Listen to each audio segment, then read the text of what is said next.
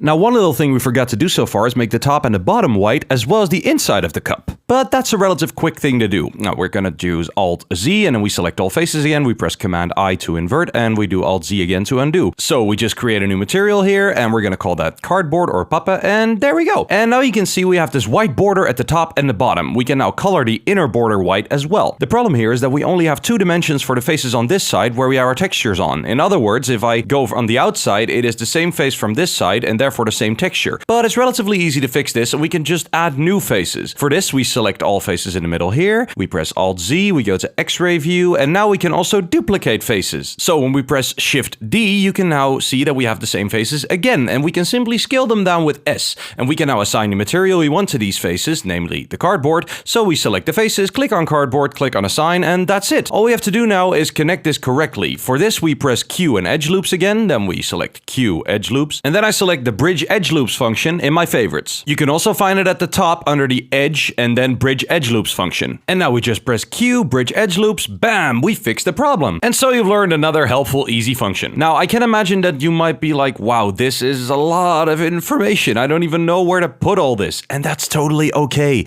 I've been using Blender for almost 2 years now, and I learn a little trick every day when I'm working with it or when I'm watching a tutorial. And no matter how long you've been using Blender, you'll never get to the point that you know absolutely everything about it front to back. It's okay. We're all learning, and it takes time.